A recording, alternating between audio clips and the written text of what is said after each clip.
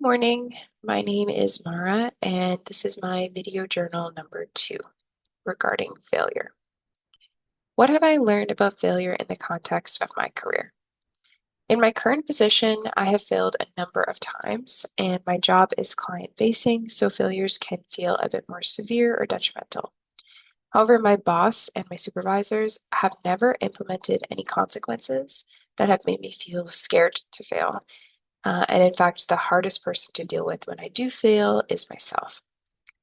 I have found that when I do make a basic mistake or a common failure, it the more that it hurts or the more impactful it is, the higher chance I have of not making that same mistake again. When a failure is less painful or less severe, I find that I can repeat it. Overall, I have found failure to be a normal and expected part of my workplace. And owning up to the failure, doing my best not to repeat it, is really the only thing that my organization asks of me um, in my career. I was most touched by Jia Jiang's TED Talk regarding rejection in terms of the 3 videos under career explorations.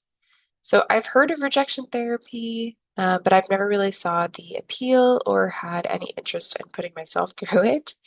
But what stood out to me was the idea that when rejection is challenged, if you engage with it and if you push a little harder, so for example, asking why, you may succeed or get a referral. So this talk demonstrated that having honest communication with others about your motives, but also being genuinely interested in their response can actually help you succeed. Some strategies that I would like to try that can help me develop resiliency include talking with others about the mistake. I often do implement this because I find that it gets me out of my own echo chamber and is part of building a strong support network. I personally also like to take some quiet time to reflect. For me, this involves taking some time in my garden, um, because no matter how much effort you put into planting seeds in your garden, the reality is that some of them just don't make it. And I find spending time there and looking at my plants that are succeeding, can help me work through other issues that I'm having. So I think this falls into that self-care strategy for building resiliency.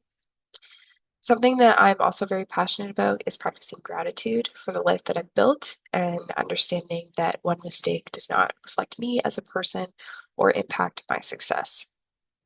I would say this is part of cultivating a positive mindset. Um, One other thing that I'd like to try a bit more is reviewing the mistake in detail to process the misstep and get a clear direction for next time. So this falls under the developing problem-solving skills. And I also think this involves developing a growth mindset instead of a fixed mindset. Thank you.